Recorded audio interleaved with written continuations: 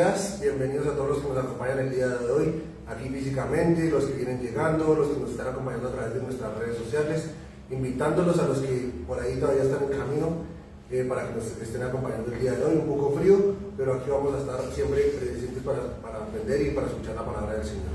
Acompáñenme con una oración para iniciar este día.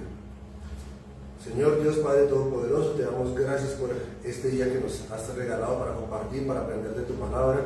Un día pasado por lluvia, pero que este no sea impedimento para aprender y escuchar de tu palabra en este día. Ponemos en tus manos ahora las personas que vienen, los que están llegando, los que están aquí físicamente escuchando tu palabra, los que vamos a aprender de tu palabra en el día de hoy. Ponemos este día, este servicio en tus manos, en el santo y poderoso nombre de tu Hijo Cristo Jesús. Amén. Vamos a verlo con todo nuestro ser. Nuestro Dios es fiel, amén. Aleluya.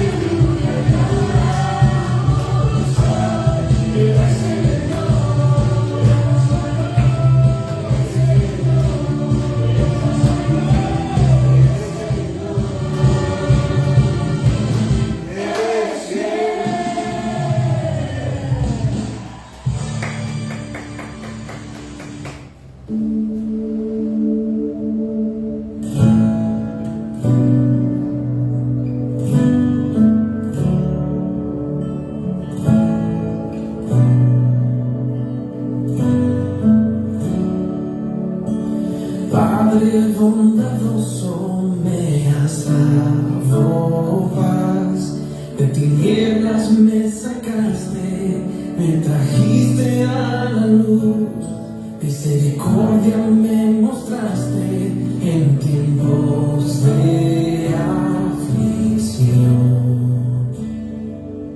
Solo puedo cantar. Fiel eres tú, fiel tú, por siempre lo serás. Fiel eres tú,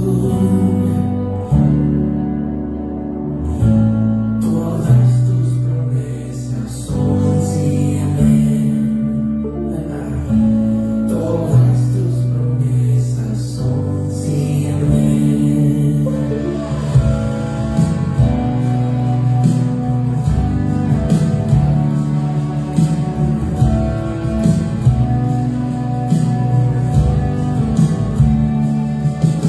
Salvador hermoso, nos trajiste aquí, de cenizas me sacaste, ya no hay más condenación.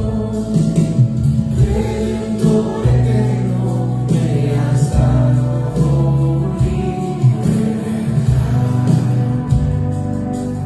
Solo puedo cantar.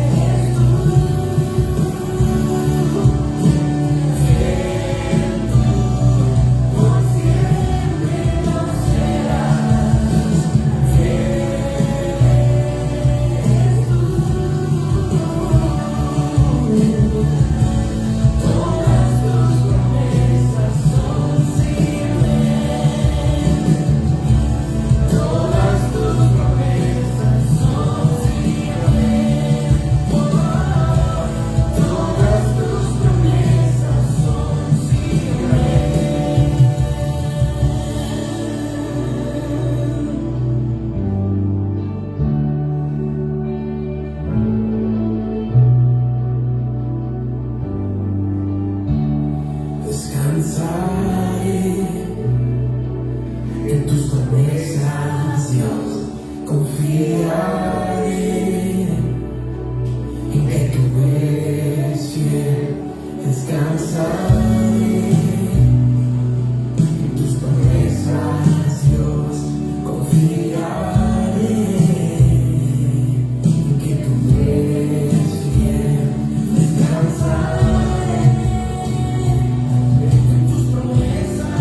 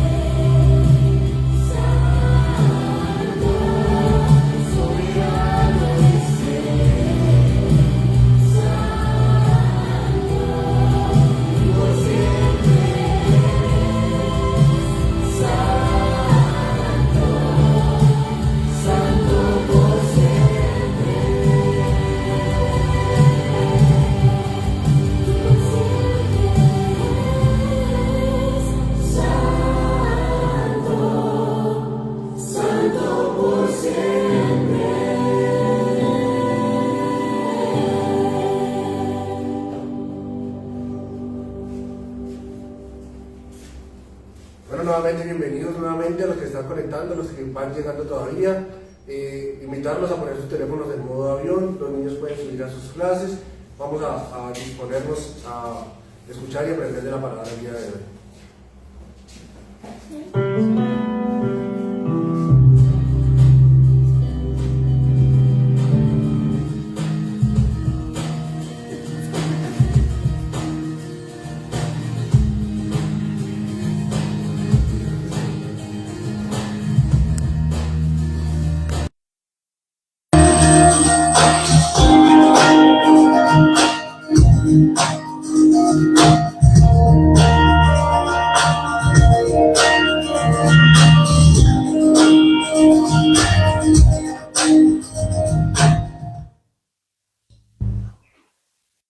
Bueno, muy buenos días para todos, qué alegría verlos el día de hoy, nosotros acá compartiendo y siendo edificados por el Señor.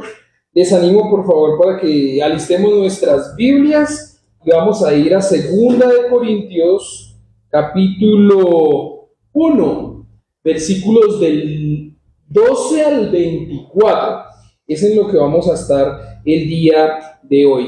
Así que acompáñenme por favor en una oración para que sea el Señor el que nos esté dirigiendo y guiando en este tiempo de edificación. Padre amado, gracias Señor, gracias por ser tan bueno para con nosotros. Te ruego que seas tú dándonos de tu sabiduría en esta porción de la Escritura, Señor, que podamos entender que en verdad necesitamos de ti cada vez más y más, Señor. Gracias por el gozo de poder ser edificados a través de tu palabra. En el santo y poderoso nombre de tu Hijo Cristo Jesús. Amén. Bueno, en la ruta anterior lo que vimos fue 1 Corintios del 1 al 11 y aprendimos algunos datos importantes, como en realidad no solamente fueron 2 cartas de Corintios y sabemos que más bien fueron muy probablemente 4. De esas 4 sabemos que una fue llamada la carta severa, que es la que está antes de esta. Y quien compartía el domingo pasado, Ricardo, decía, y es importante entender que aun cuando Pablo la escribió, muy seguramente no fue inspirado por el Espíritu Santo, a sabiendas de que fue una carta que ayudó, pero una carta que fue muy dura y estricta a los corintios directamente. También vemos cómo en el domingo anterior vimos cómo el Señor estaba enseñándonos y guiándonos por el tema de la tribulación, en donde todos sufrimos dificultades, donde hay propósito para la tribulación y es para consolar a otros. Si hay algo que es de gran gozo, es ver que en nosotros más que consolar debemos ser ese agente consolador. ¿Y cómo puedo yo ser un buen agente consolador?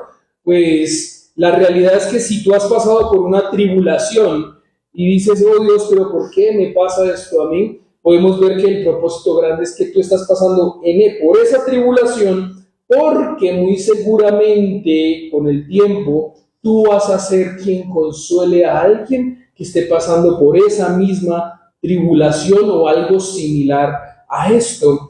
Vemos también cómo Dios es el Dios de toda consolación y me alegra muchísimo porque si hablamos nosotros como de especialidades, hay gente que dice, no, mi especialidad profesional es yo soy chef, o no, yo soy de ventas, o no, yo soy administrativo, o no, yo soy ejecutivo, y el Señor es especialista en ser consolador en todo. Es diferente la consolación de alguien que acabó de perder a un ser querido, de alguien que perdió su trabajo, de alguien que está pasando por una ruptura amorosa, de un hijo que está pasando por una ruptura de sus papás, de alguien que tiene problemas en el trabajo, de alguien que tiene problemas en su salud, y todos necesitan ser consolados. Finalmente, el domingo pasado lo que vimos fue este título que se llamaba La tribulación tiene un propósito. Y el propósito que tenemos que mirar es que realmente Dios, siendo Dios consolador, tiene un propósito para tu tribulación y para la mía. Y es el gozo en el que debemos asirnos, es el gozo en donde debemos aferrarnos y tratar de ver que el Señor es bueno en todo momento. Dicho eso, vamos a irnos entonces con Nuestro título, hoy vamos a hacerlo al revés, hoy vamos a irnos con el título de la enseñanza primeramente, y es confianza de una conciencia limpia por Dios. Una confianza de una conciencia limpia por Dios. Y vamos a mirar los 3 punticos del día de hoy, y el punto número 1 es una conciencia limpia delante de Dios. Una conciencia limpia delante de Dios. Mientras tanto, vente tú haciendo esta pregunta en tu mente. ¿Tienes tu conciencia limpia delante de Dios? En remo, solo en remo. El puntico número 2 es la planeación, flexibilidad delante de Dios. Y el puntico número 3 es capacitación y firmeza por Cristo. Para nuevamente recordar que el título es confianza en una conciencia limpia delante de Dios. Vamos a ir entonces ahora juntos a leer la Escritura. Voy a leerla hoy un poco rápido porque siempre hay tanto contenido carnudo y sustancioso como todos los domingos a través de la palabra del Señor. Y dice, 2 Corintios 1, del 12 al 24, cambio de planes de Pablo. Podemos decir con confianza y con una conciencia limpia que en todos nuestros asuntos hemos vivido en santidad y con una sinceridad dadas por Dios. Hemos dependido de la gracia de Dios y no de nuestra propia sabiduría humana. Esa es la forma en la que nos hemos comportado ante el mundo y en especial con ustedes. Nuestras cartas fueron transparentes y no hay nada escrito entre líneas ni nada que no puedan entender. Espero que algún día nos entiendan plenamente, aunque por ahora no nos entiendan. Entonces, en el día que el Señor Jesús regrese, estarán orgullosos de nosotros de la misma manera que nosotros estamos orgullosos de ustedes. Como estaba tan seguro de su comprensión y confianza, quise darles una doble bendición al visitarlos 2 veces. Primero, de camino a Macedonia y otra vez al regresar de Macedonia. Luego, podrían ayudarme a seguir mi viaje a Judea. Tal vez se pregunten, ¿por qué cambié de planes? ¿Acaso piensan que hago mis planes a la ligera? ¿Piensan que soy como la gente del mundo que dice sí cuando en realidad quiere decir no? Tan cierto como que Dios es fiel, nuestra palabra que a ustedes no oscila entre sí y el no. Pues Jesucristo, el Hijo de Dios, no titubea entre el sí y el no. Él es aquel de quien Silas, Timoteo y yo les predicamos. Y siendo el sí definitivo de Dios, Él siempre hace lo que dice. Pues todas las promesas de Dios se cumplieron en Cristo con un resonante sí. Y por medio de Cristo, nuestro amén, que significa sí, se eleva a Dios para su gloria. Versículo 21. El Dios es Dios quien nos capacita junto con ustedes para estar firmes por Cristo. Él nos comisionó y nos identificó como suyos al poner el Espíritu Santo en nuestro corazón como un anticipo que garantiza todo lo que se nos prometió. Versículo 23. Ahora pongo a Dios por testigo de que les digo la verdad. La razón por la cual no regresé a Corinto fue para ahorrarles una severa reprimienda.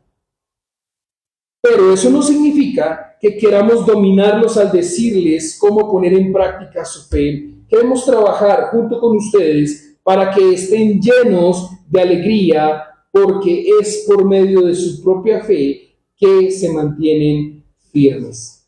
Bueno, y hay algo interesante en 2 Corintios, y es ver que la primera carta de los Corintios que tenemos en la Escritura resolvió y trató, y el anhelo era tratar de resolver las 5 problemáticas que habíamos hablado en cuanto a las divisiones, el tema de la inmoralidad sexual, el tema del sacrificio y la carne sacrificada de ídolos, el tema de la resurrección, y me queda uno, que ya no me acuerdo cuál es. ¿Cuáles creen ustedes que es? Eran 5. Pero se los quedo viendo, ahora lo veamos. Pero la cosa interesante de esto es que se cierra la primera carta de los Corintios y Pablo escribe una segunda carta a los Corintios porque la realidad es que no se solucionaron las problemáticas que estaban en la primera carta de los Corintios estipulada, sino que por el contrario vamos a ver que hay cuando hace uno una chimenea, está ahí en la fogata y le echa no más leña al fuego, lo que pasa es que se aviva, ¿no? Y Pablo queriendo ayudar a resolver las problemáticas, vamos a ver cómo más bien el pueblo allí en Corinto lo que tenía era que un problema en que se avivaron algunas cosas de una manera más folgorias, más vivaces. Y en esto entonces vamos a entrar al primer puntico del día de hoy, es una conciencia limpia delante de Dios. Ahora, la perspectiva y la descontextualización de toda una iglesia de verdad versus la realidad entrañable del amor de Pablo por parte de Pablo presentando una defensa. ¿Por qué? Porque nos encontramos con que la perspectiva de la iglesia es, no sé, Pablo, espero, no nos ama, no nos visita, no nos escribe, no nos quiere, nada. Y la perspectiva de Pablo podría ser esta, mira. Al ver una iglesia que tiene 5 problemáticas duras, mostrando la inmadurez, por supuesto, espiritual, decir Pablo, no, ¿saben qué? Hagan lo que quieran. Pero no es esa la actitud de Pablo, sino es claramente el amor de Cristo reflejado en Pablo por los corintios. Si nos vamos a 1 Corintios capítulo 1, cuando iniciamos, Pablo dice, doy gracias a Dios por ustedes. Pablo le da gracias a Dios por la gente que está siendo pecadora, que está inmoralmente sexual, no identificando un pecado, no amando, y me acordé del que les debía, las personas que estaban siendo glotonas en el ágape y comiendo de primeras y emborrachándose después, los que no creían bien en la resurrección, los que dudaban del ministerio de Pablo, los que estaban dividiéndose, los que estaban diciendo, no, yo soy de aquí, yo soy de allá, yo soy de acá. Y Pablo está diciendo, doy gracias a Dios por ustedes. Si eso no es amor, ¿qué es amor? Y es una realidad bien grande. Ahora, en Nueva Traducción Viviente, el versículo 12, que es el que vamos a arrancar, dice, podemos decir con confianza y con una conciencia limpia, que en todos nuestros asuntos hemos vivido en santidad y con una sinceridad dadas por Dios. Hemos dependido de la gracia de Dios y no de nuestra propia sabiduría humana. Esa es la forma en la que nos hemos comportado ante el mundo y en especial con ustedes. Y hay una cosa que es bien importante verlo y es cómo podríamos ahora sí nosotros decir, ¿será que nosotros tenemos una conciencia limpia delante de Dios? ¿Te atreverías tú a utilizar esa frase en la que Pablo dice, podemos decir con confianza y con una conciencia limpia que en todos nuestros asuntos hemos vivido en santidad? ¿Tú podrías replicar esas frases de Pablo en tu vida emitidas por tus labios? Es una cosa bien fuerte, porque si vemos en cada palabra, es diciendo Pablo, pueden tener toda la certeza de que yo con una conciencia limpia he hecho todos mis asuntos en santidad, todos, tanto laborales, tanto en la casa, tanto como hijo, tanto como esposo, tanto como hermano, tanto como empleado, tanto como jefe, en todo yo he hecho las cosas en santidad y con sinceridad, y todo eso lo han hecho porque han sido dadas por Dios y han dependido de la gracia de Dios. Entonces, ¿cuánta más gracia de Dios haya en este presente en tu vida, se verá directamente reflejado, logrando así una conciencia limpia?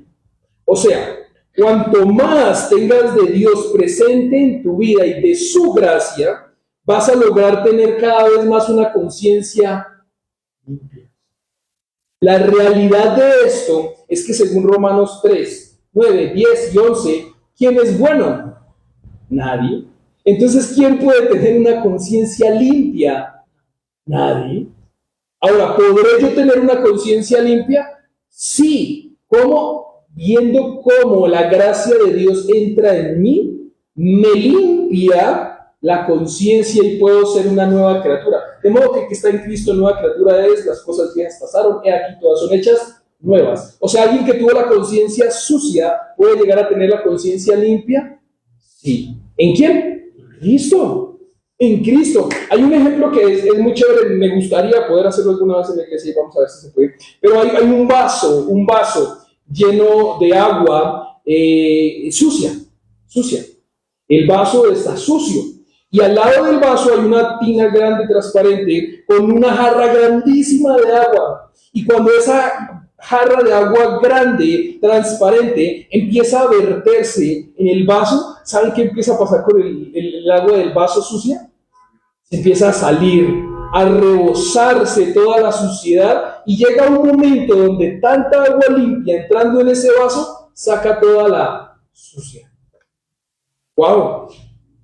Pablo está comunicándole a los corintios que ha dependido totalmente de la gracia de Dios y no de su propia sabiduría, ni de la sabiduría propiamente humana, ni la de él ni la de los demás, sino específicamente de la de Dios. Y debido a esto, podríamos ver cómo la conciencia estaba limpia de Pablo y su santidad era confiable.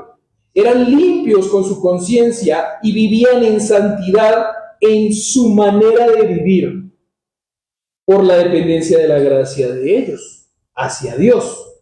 Y es importante mirar que en cuanto yo pueda vivir cada vez más en Cristo, voy a ser limpio, mi conciencia va a estar limpia y voy a vivir de una manera santa y voy a poder reflejar dentro de la iglesia se llama el famoso testimonio.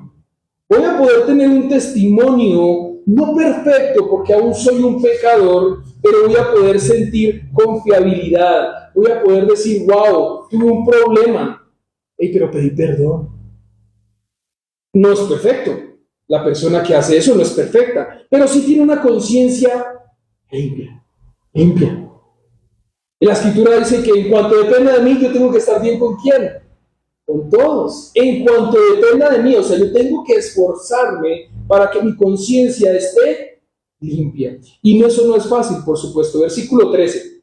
No estamos escribiéndoles nada que no puedan leer ni entender. Espero que lleguen a comprender todo, así como ya nos han comprendido en parte, que pueden sentirse orgullosos de nosotros, como también nosotros sentiremos orgullosos de ustedes en el día del Señor Jesús. Y Pablo está describiendo que las cartas y sus intenciones eran transparentes, eran sinceras y que no lo estaba describiendo con contraseña o codificado. ¿Se han dado cuenta que a veces hasta uno mismo cae en eso en el día a día, en la cotidianidad? Uno quiere decir algo directo, claro, y a veces uno se encuentra con cosas como las mamás dicen, hay que sacar la basura. La basura ya está llena. Y uno, ok, ya no entienden, me están diciendo que vaya y saque yo la basura. No me están diciendo directamente a mí que vaya y saque la basura, pero se está hablando entre líneas. Y Pablo lo que está diciendo es, venga, yo no les he escrito algo místico, algo diferente, algo entre líneas, yo estoy escribiéndoles algo sencillo, algo que es claro, les estoy mostrando y les quiero mostrar para que ustedes se den cuenta que no estoy usando palabras complejas, ni tampoco estoy siendo un no estudioso, porque aquí pasa la otra cosa, y es que algunos dicen, ok, Pablo, entonces como Pablo era muy tosco y hablaba de un lenguaje como muy sencillo, Pablo no era estudioso, y Pablo lo que está mostrando es, venga, yo he sido estudioso, y él hablaba con las personas estudiosas en el templo, conocía las palabras técnicas y importantes de las Escrituras. ¿Las hablaba de esa manera? No. ¿Quería decir que no era estudioso? No. Quería decir que él estaba hablando de una manera sencilla para darse a entender. ¿Pero conocía? Sí, conocía, claro que sí. Ahora, él también quería mostrar que Pablo estaba escribiendo claramente, transparentemente, de la forma mayormente sencilla, sincera posible, y que los corintios no tenían la necesidad de leer entre líneas el sentido sobre la superficie, sencillo y evidente. Que, por ejemplo, si Cristo mostró en algunas partes en la Escritura cómo usaba parábolas, que las parábolas no eran una forma literal, específica y clara de ver un mensaje, sino más bien era la parábola es una historia real o ficticia con el fin de dar un propósito de una enseñanza espiritual, pero le toca a uno, ya lo entendí con este ejemplo, con esta analogía, ya entendí el mensaje. No, Pablo está dando una claridad en lo que él está describiendo. Y en el versículo 14,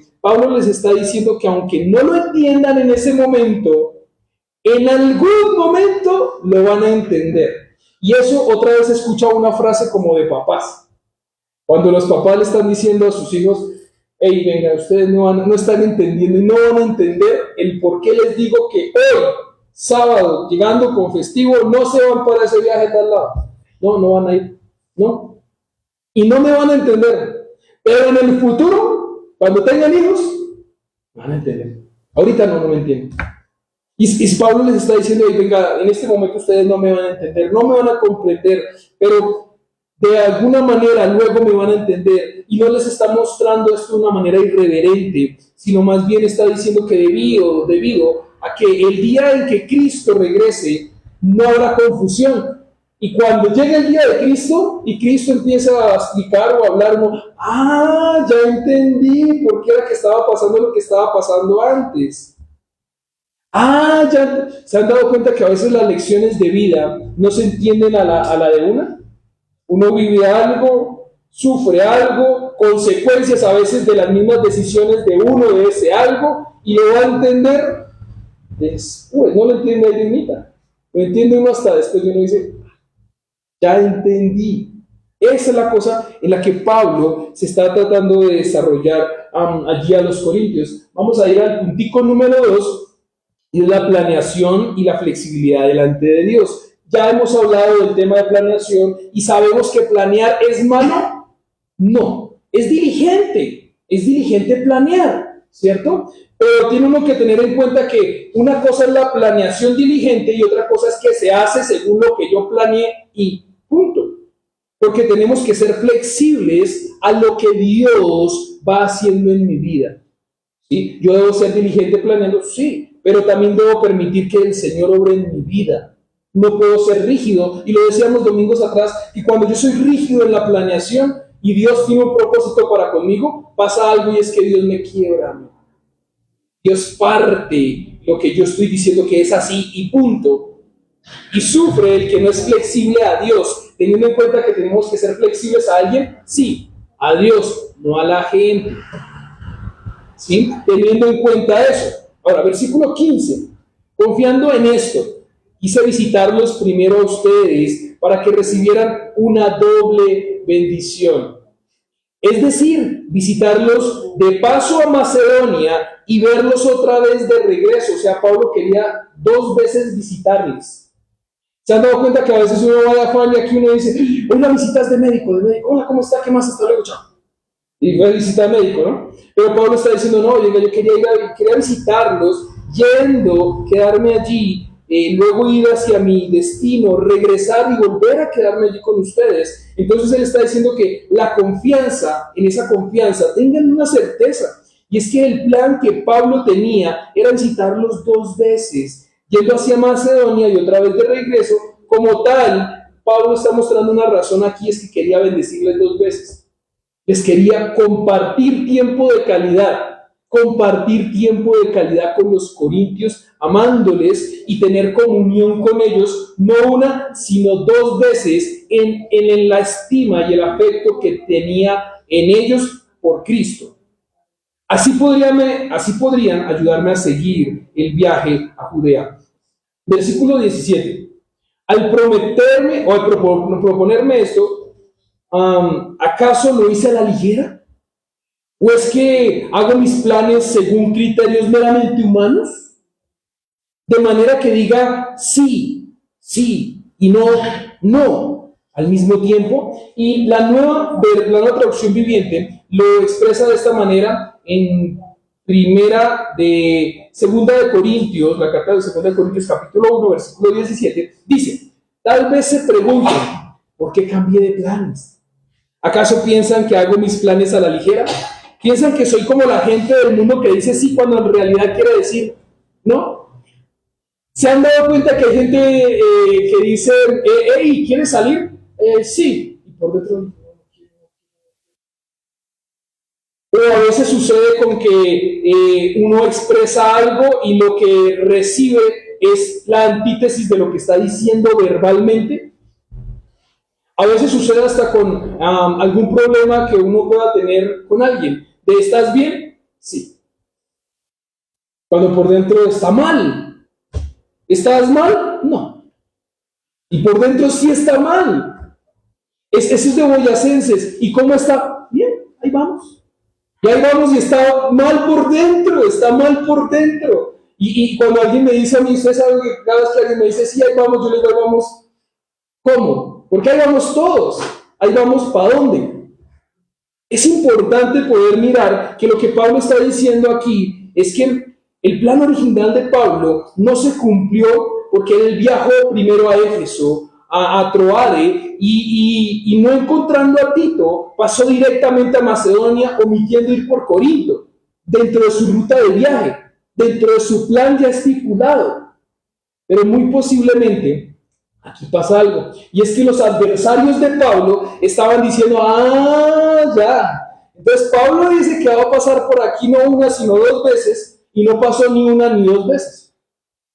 Interesante, o sea que Pablo lo que es un inconstante ligero, un voluble y cambiante, y muy seguramente él no tenía palabra.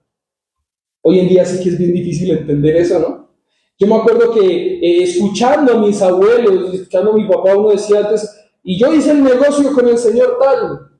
Y uno hoy en día diría, ¿y con qué lo pisó? ¿Con qué plata lo pisó? ¿En dónde está la factura? ¿En dónde está la notaría? ¿En dónde está sellado el notariado? La letra. Sí, antes la gente ni letra usaba. ¿Cómo eran los negocios?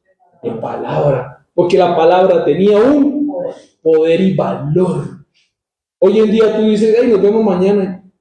¿Ah? No sabes si se van a ver o no se van a ver. Hey, sí, yo se lo compro.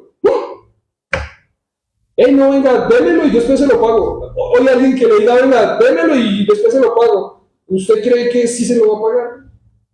Esa es la cosa que en este caso Pablo está siendo como puesto en el banquillo, y sus enemigos que estaban allí atacándole, diciendo, no, ese Pablo es un inconstante, un ligero, un voluble, su palabra yo creo que no tiene valor. Y realmente hay algo que estaban sacándole el provecho grande a eso, porque estaban diciendo, si lo que Pablo dice no tiene valor, lo que Pablo enseña tampoco. Esa era la cosa de la que ellos estaban sacando un valor, un provecho grande para decirle a los corintios. Y ese es que dicen que los ama a ustedes. ¿Cómo los ama? Porque no viene. Dijo que iba a venir 2 veces, no vino ni una. Y si eso es en esto, ¿cómo será con lo que enseña? Eso es lo que está pasando acá. Ahora, entonces entra una palabra bien grande, y es que ellos están pensando que Pablo vive en una dicotomía. Y la dicotomía es el término dicho que puede traducirse como en 2 partes. En sustantivo es un corte, ¿sí? Y se deriva de ese verbo que dice cortar, porque está dividido en 2 partes, y él básicamente describe una situación en la que la palabra y el acto no están en sintonía porque están cortados. una cosa es lo que se dice y otra cosa es lo que se hace. Y hay ejemplos bíblicos de eso. Ahora, yo creo que la realidad humana, y con estima quiero compartir esto, y es nosotros en nuestra vida humana, siendo no perfectos, en algún momento de nuestra vida, la dicotomía toca mi vida. O sea, digo una cosa y hago otra. ¿Qué tan profundo y qué ha sido? De pronto es lo que tenemos que mirar. Ahora, cuando pasa la dicotomía en mi vida, es tan sencillo ver la dicotomía de los demás y no ver cómo yo vivo en una dicotomía. Es fácil decir, ustedes predican, pero no aplican. Pero cuando soy yo, no, es que pasó tal cosa, no, es que pasó tal otra, no, pero entonces no trata uno de decir no predica, sino aplica, sino empieza uno a justificarse. Y es diferente. Ahora, vamos a mirar que hay ejemplos bíblicos del caso.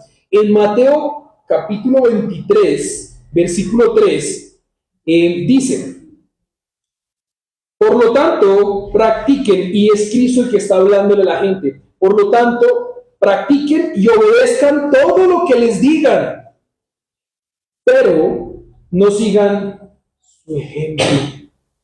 Uy, qué bien fuerte, hablándole el Señor a la gente, de los estudiosos de la Escritura. Dice, por lo tanto, prediquen y obedezcan todo lo que ellos les digan, pero no sigan su ejemplo, pues ellos no hacen lo que enseñan.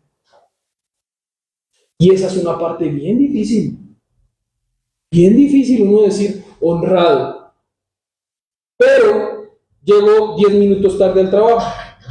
¿Eso es ser honrado? No, a la larga estoy robándome 10 minutos de trabajo.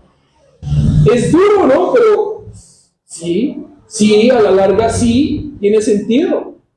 Tiene sentido. Entonces, vemos cómo al ver la dicotomía pueden pasar dos cosas. Una, la ignoras y o te enojas y apartas, o la recibes y te apartas del pecado. Segunda de Samuel, capítulo 12, versículos del 1 al 7, hay algo que me encanta mucho de esta porción y es, me encanta pero es doloroso.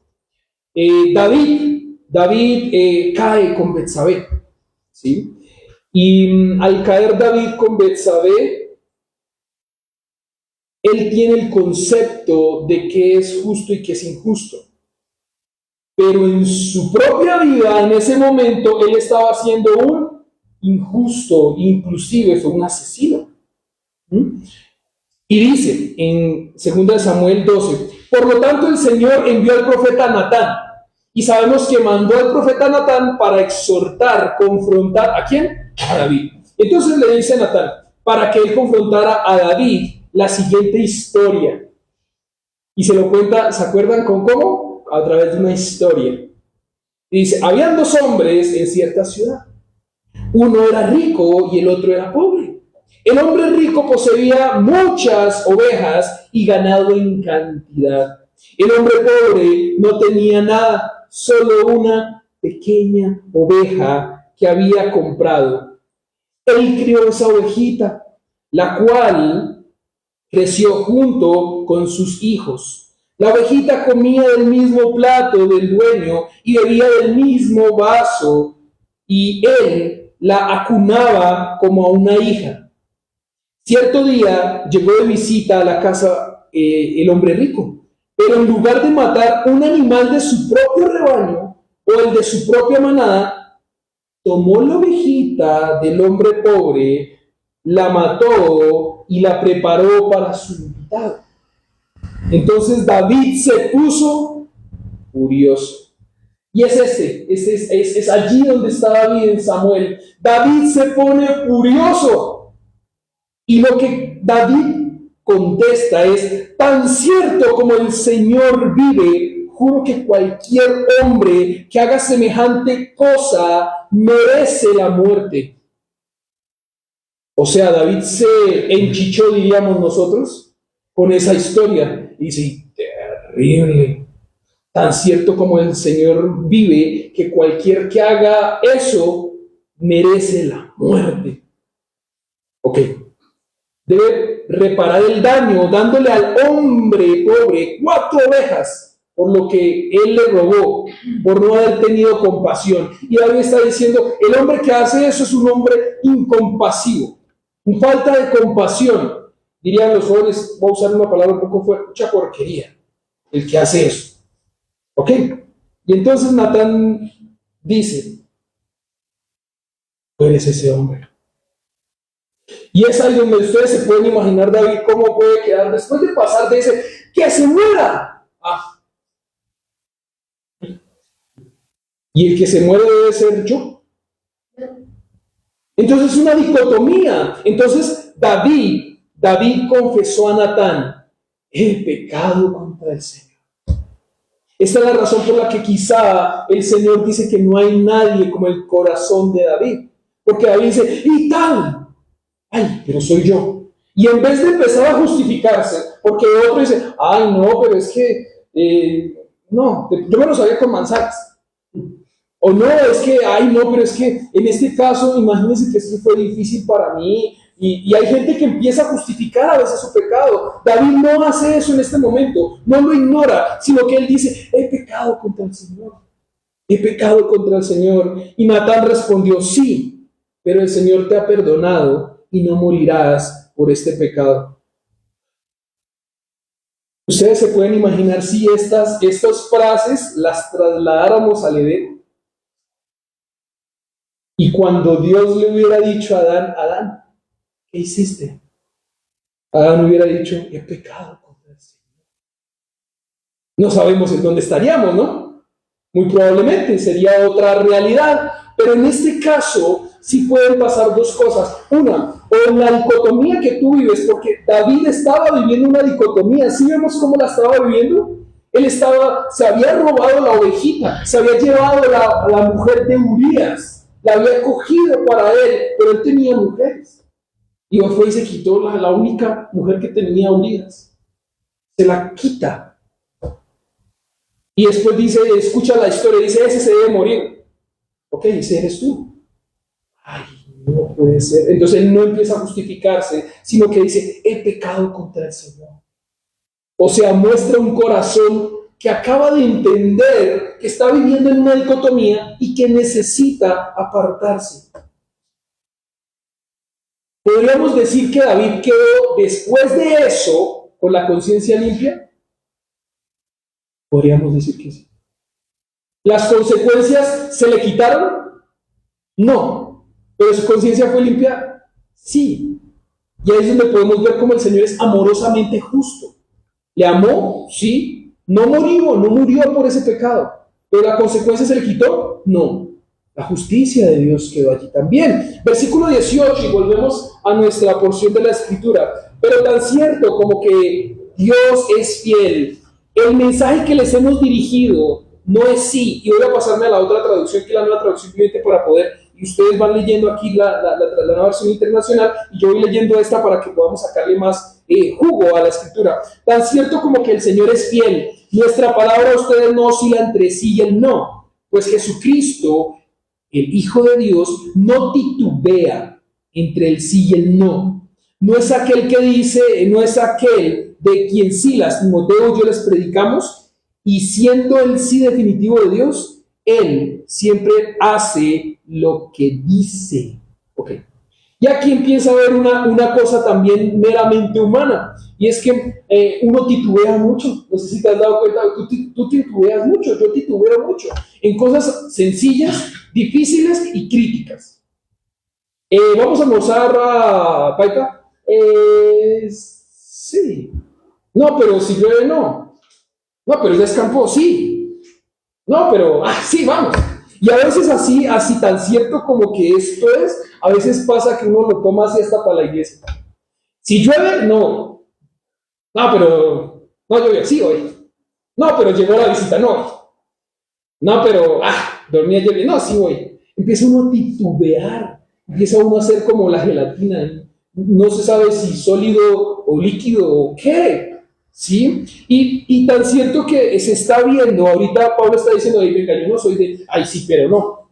Yo recuerdo que, y hay una de las, creo que respuestas que a mí más me ha afligido de adolescente, y fue cuando alguien me dijo, sí, pero no. Y yo, pero, ¿qué es eso? ¿Sí o no?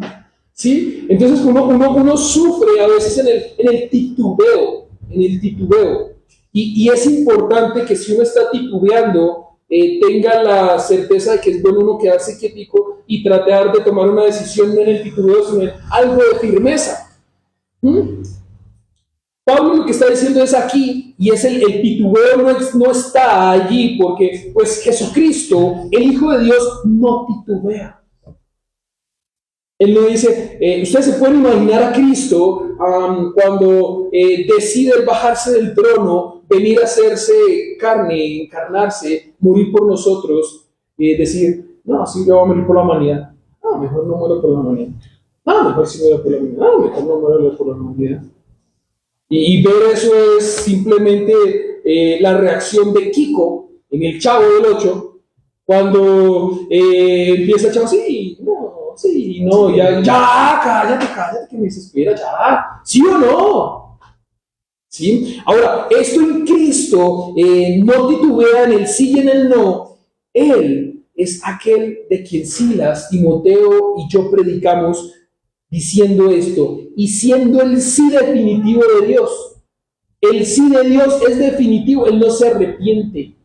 Es decir, ay, sí, no, mejor no, no, sí, no.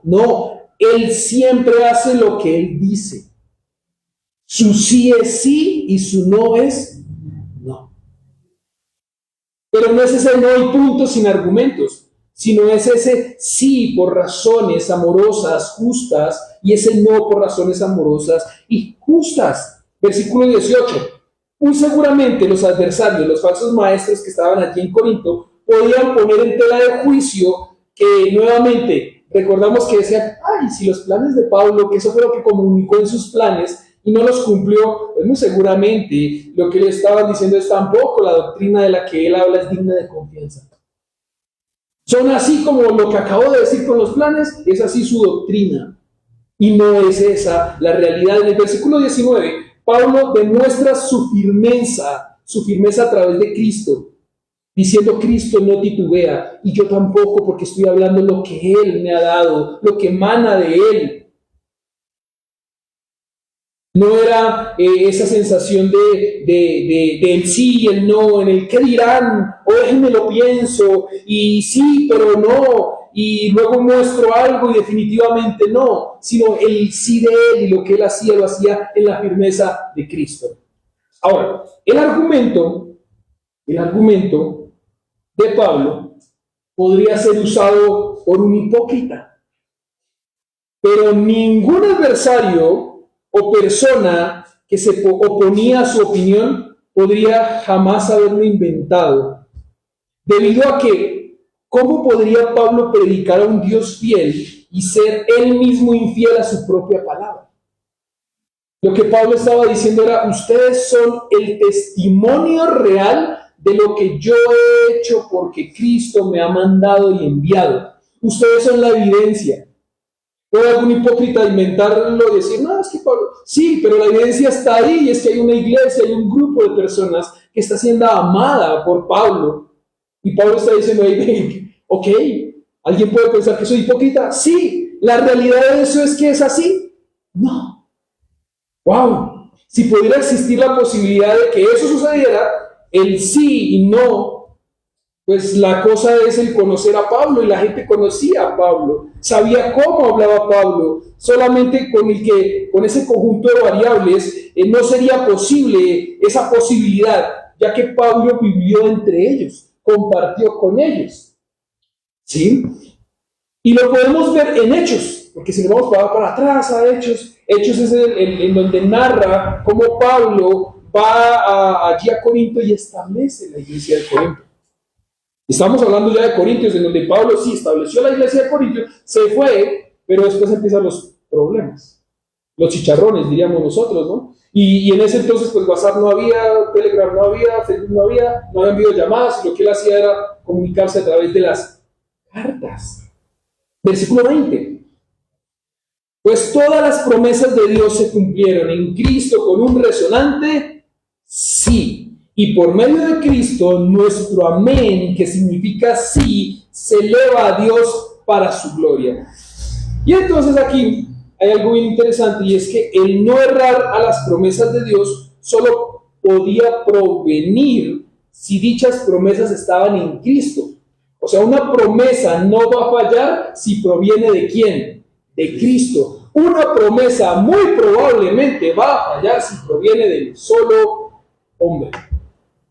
Y podemos mirar nada más los pactos así por encimita. Cada vez que Dios pactó con un hombre, Dios cumplió y el hombre falló. En todos los pactos. ¿Cómo finalmente tenemos salvación? Porque Dios pacta y Cristo es la otra parte del pacto, y Dios Padre cumple y Cristo el Hijo cumple. Y por eso es que podemos tener vida eterna en Cristo Jesús.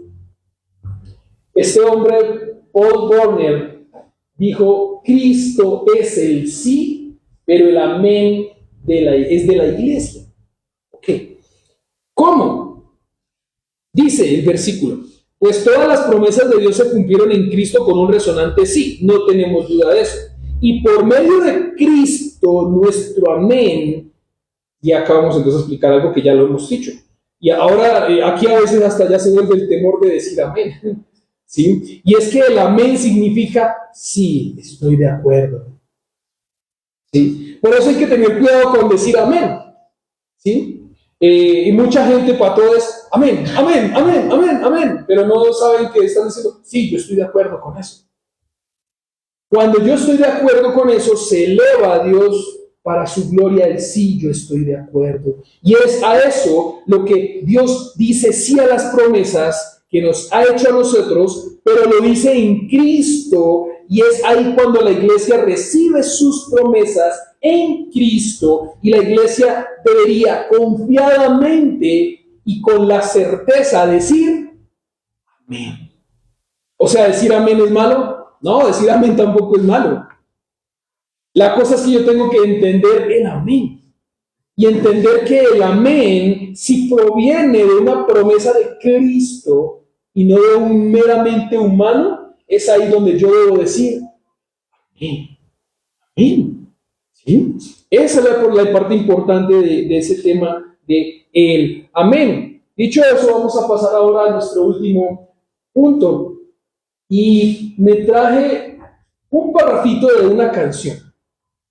Y es de un cantautor colombiano de Medellín, se llama Santiago Benavides. Y dentro de esa canción dice que aprendimos no por buenos alumnos, sino porque el maestro, paciente y tierno, su amor nos da. Y ahí es donde digo, o sea, yo aprendo no porque yo soy un buen estudiante disciplinado, porque tengo un coeficiente intelectual grandísimo, sino si yo llego a aprender algo, es porque el maestro es paciente y tierno, y su amor me da. Y a través de eso es que yo puedo aprender. Si no, no aprendo. Y te has dado cuenta cada uno individualmente en tu vida, cómo a veces la vida le enseña a uno a las patadas. Y lo triste de eso es que a veces con todo y patadas uno no aprende. No aprende. ¿Has caído tú en el mismo pecado varias veces? ¿Has caído tú en un error varias veces y has sufrido? Y después uno se da antes más duro, ¿no? Porque uno dice, pero yo ya sabía. Y todavía con todo esto volví y caí. ¿Todo eso para qué? Porque Dios capacita. El que capacita es Dios. Si yo aprendo es por Él. Versículo 21. Dios es el que nos mantiene firmes. La otra parte es la importante. En Cristo. ¿Puede alguien estar firme sin Cristo? Aparentemente, sí. Verdaderamente, no. Porque eso se ve con el tiempo. ¿Sí? En la escritura hay una parte donde habla de el hombre prudente, sabio, que construyó sobre la roca. Y el hombre insensato que construyó sobre la arena.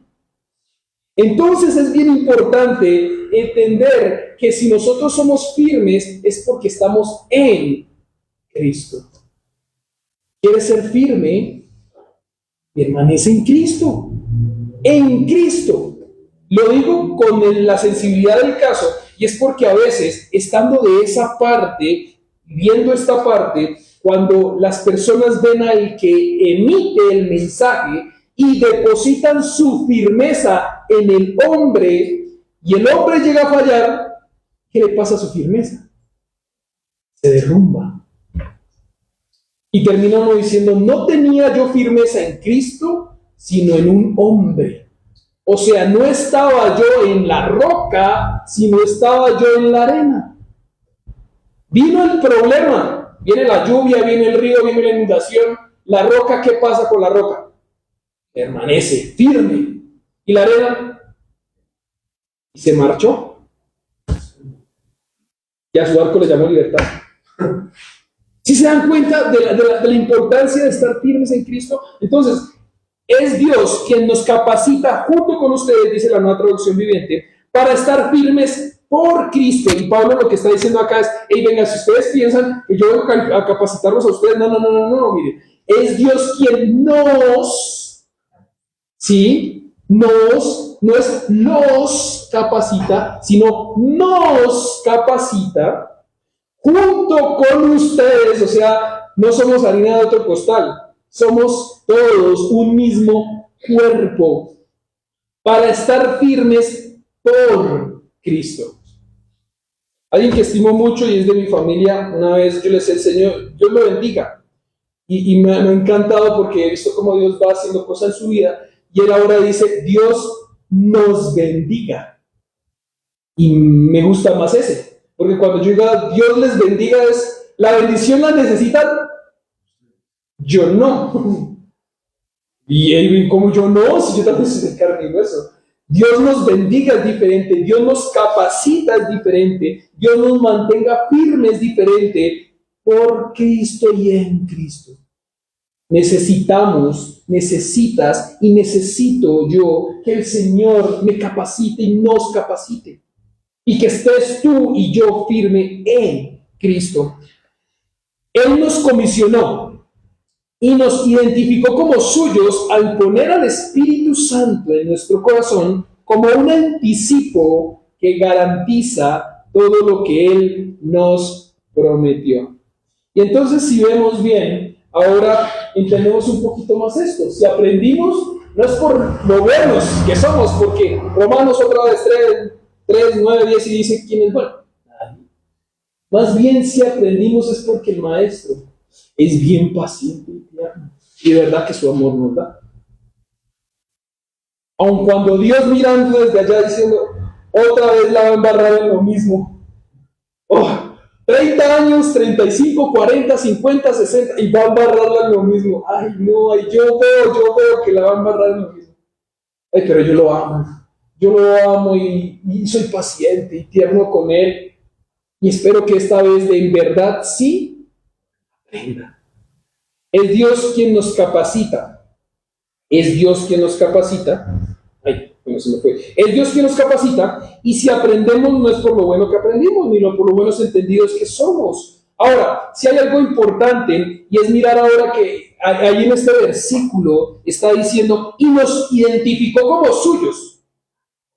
La forma en la que nosotros podemos ser identificados como suyos no es por una marca que se pueda ver, ¿sí? Sino es a través del Espíritu Santo en nuestro corazón que Él colocó, ¿sí? Como anticipo que garantiza todo lo que Él nos prometió. Y entonces, otra vez a mí me gusta el lenguaje a veces de la gente ya de años de atrás, y existía una palabra, ahorita todavía se usa, pero ya se usa solo para las bodas, de pronto en el catolicismo, y son las famosas arras. Las arras. Entonces antes la gente decía, bueno, voy a comprarle el terreno, pero el negocio era muy grande, decía, venga, pero déjeme algo de arras. Y las arras era para pisar y tener la seguridad de que este negocio ya estaba hecho, que no estaba finiquitado, pero que estaba ya hecho. Cosa de que si después venía alguien, venga, yo se la compro y lo demás. Ay, hombre, lo siento, pero ya tengo arras, ya esto es de esa persona. No hay nada que hacerle. Entonces, el sello que es el Espíritu Santo, Él nos selló con un sello que no se puede ver específicamente de una forma o en tamaño, que es invisible para nosotros, pero que es interno y que externamente se manifiesta por las evidencias de una vida llena del Espíritu Santo en su forma de vivir, que eso es su testimonio. Esa es la manera de ver a alguien que está en Cristo, que tiene arras, ¿sí? Las arras, entonces Cristo la pone en los suyos. Las arras son un anticipo como garantía de sus promesas. Esas son las arras. Ese es el espíritu que mora en el creyente y el cual no se va del creyente. No se va. El espíritu vive. ¿Sí? Y no va a ser lo que estamos mirando atrás. No, el espíritu, va a mandarle el espíritu a esta persona. Sí. Ay, no lo hace el Señor así. Ahora sí puede haber una problemática y es que uno dice, alguien, pero esta persona no vive en Cristo. Tiene arras, pero mira cómo vive. Lo que sí puede pasar es que el Espíritu Santo está ahí, pero está contristado, que es diferente a que no habite. El que esté contristado es como cuando regañan a un niño y el niño está ya chico palado, así en el rinconcito, ya ahí. Pero el niño está así. Lo sientes, no, ni se siente, ni se ve, parece que ni su presencia estuviera allí, pero está. Es diferente a que el espíritu esté contristado, a que cuando el espíritu habita, no se va a ir. El espíritu va a estar allí. Y Pablo pone como testigo a Dios de la verdad que les está comunicando y también expresa la razón por la cual no regresó, y es la frase con la que estamos terminando. Pablo pone como testigo, Pablo está poniendo acá como testigo al Señor, lo que les está comunicando, y también expresa la razón por la cual no regresó a Corinto. Y si vemos nosotros, es porque él está diciendo que él, si hubiera ido, los iba a tratar con una manera dura. Él dice, venga, yo los amo. No lo voy a hacer. Y a pesar, pareciera que nadie podría discernir los verdaderos motivos de Pablo. ¿Sí? Porque una cosa estaba diciendo Pablo, otra cosa le está pasando, pero pareciera que nadie estuviera discerniendo bien la forma de la que Pablo estaba diciendo. Y Pablo está diciendo, no fui para no reprimirlos, no exhortarlos de una manera severa. De una manera severa porque, miren cómo están. Versículo 24. No es que intentemos imponerle la fe, sino que deseamos contribuir a la alegría de ustedes, pues por la fe se mantienen firmes. Lo que Pablo está diciendo es, queremos trabajar juntos con ustedes. ¿Para qué? Para que estén llenos de alegría. ¿Por qué? Porque es por medio de su propia fe que ustedes se mantienen firmes.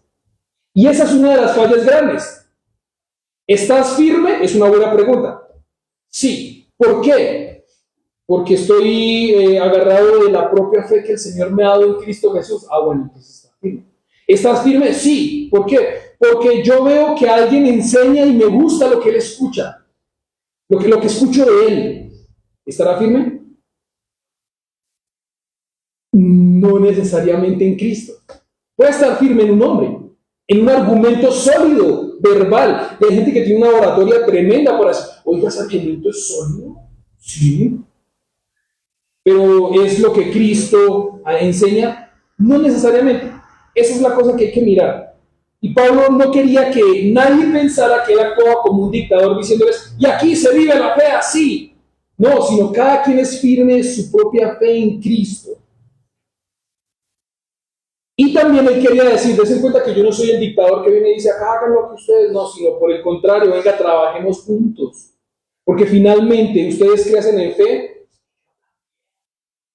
Es lo que Pablo está diciendo, yo soy hombre también y yo también crezco. El Señor también me enseña a través de ustedes. Y Pablo quería animarlos a recordar que por medio de la fe es posible mantenerse firme. Pero la fe en Cristo, la fe solita, no pasa nada. La fe solita no pasa nada.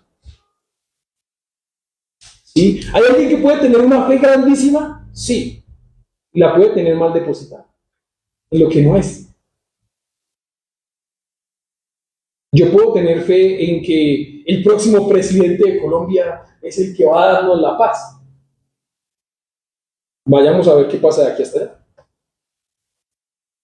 Cuando realmente yo tengo que entender que la paz va a provenir de quien es y da la paz, que es Cristo, Dios. Esa es otra cosa totalmente diferente. Entonces, en la conducta práctica, Pablo le está hablando a la iglesia en esa forma cotidiana, diciéndoles, hey, yo quiero que ustedes en el amor a Cristo puedan por favor corregir la doctrina y también corregir su conducta para que sean firmes en la fe, que es en Cristo la roca que no va a defraudarles. Ahora sí cerramos entonces con este pensamiento. Dicho eso, ¿será que Pablo los ama o los odia? Los ama. Ahora, ¿la iglesia piensa que los ama o los ha dejado olvidados?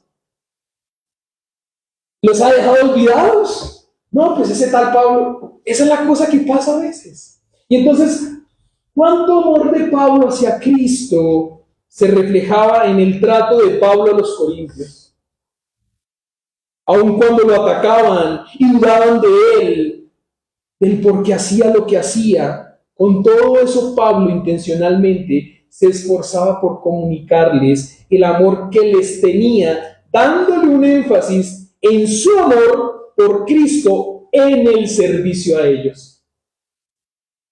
Podríamos decir que Pablo ¿a quién amaba más? ¿A los corintios o al Señor? Al Señor. Y se veía reflejado el amor de Pablo hacia el Señor en el servicio a los corintios. Y era bien diferente las cosas. Ese es el ánimo que tenemos que sacar de aquí, y con esto vamos a cerrar ahora con los puntos, es yo debo amar más a Cristo, porque si amo cada vez más a Cristo, voy a poder amar más a las demás personas. Pero si empiezo a amar a las personas, de entradita me voy a pegar una estrellada, y una frustrada, y una desilusionada, y voy a decir, no, definitivamente es que estamos en la inmunda. Por poner mis ojos en la humanidad y no en Cristo. Cerramos con los 3 punticos entonces del día de hoy, y es una conciencia limpia delante de Dios. Ahora sí viene la pregunta, ojalá te la puedas contestar. Y tú tienes tu conciencia limpia delante de Dios. Yo puedo tener la conciencia limpia delante de los hombres, ¿sí? Y los hombres pueden pensar que yo tengo mi conciencia limpia. Pero cuando yo entro a mi cuarto, cuando yo estoy a solas, cuando nadie me ve, ¿sí la tengo limpia? Es una cosa que hay que ver. Porque hay personas que puedan decir, yo tengo mi conciencia limpia, pero al fondo están siendo hipócritas. Porque pueden tener una máscara de conciencia limpia, y cuando se quitan la máscara es como se ve realmente su conciencia. Entonces la conciencia de Pablo la tenía limpia delante de Dios y delante de los corintios, que les estaba expresando su amor. El punto número 2 es planear la flexibilidad delante de Dios, y el último no es ese. El último lo acabamos de ver, que fue la capacitación y firmeza por Cristo. Acompáñenme en una oración. Padre amado, gracias Señor, gracias por este tiempo que nos das, y gracias por animarnos a tener la conciencia limpia.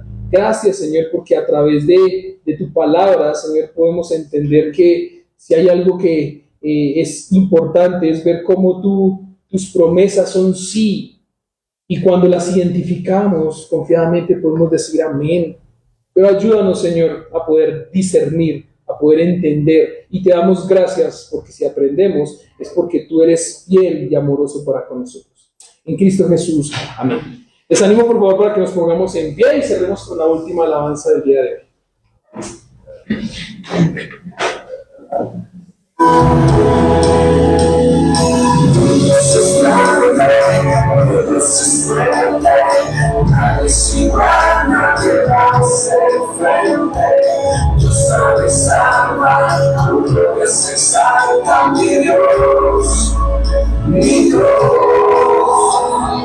Mi Dios es grande, mi Dios es fuerte, nadie es igual, nadie hace frente.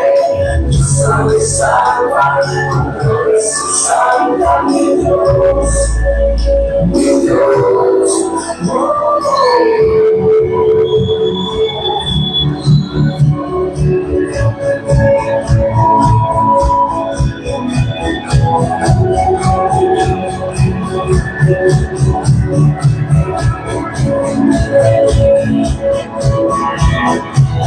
Si Dios con nosotros, ¿quién pues contra nosotros? Y si Dios nos levanta, ¿quién nos detendrá? Si Dios con nosotros, ¿quién pues contra nosotros?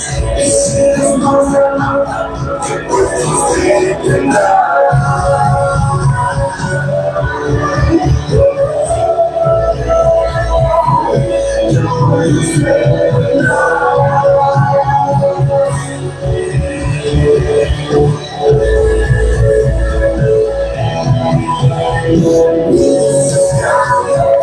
Dios es fuerte, nadie es igual, nadie hace frente. Esa es la luz, está mi Dios, mi Dios. Dios es grande, Dios es fuerte, nadie es igual, nadie hace frente. Esa es la luz, está mi Dios, mi Dios. Si Dios con nosotros, ¿quién pues contra nosotros? Y si Dios nos levanta, ¿quién pues nos detendrá? Si Dios con nosotros, ¿quién pues contra nosotros? Y si Dios nos levanta, ¿quién pues nos detendrá?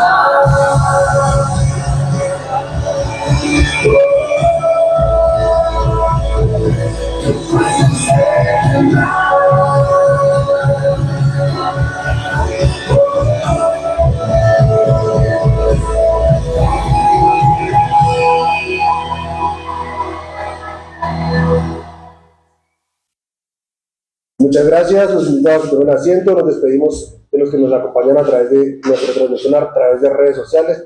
Dios nos bendiga.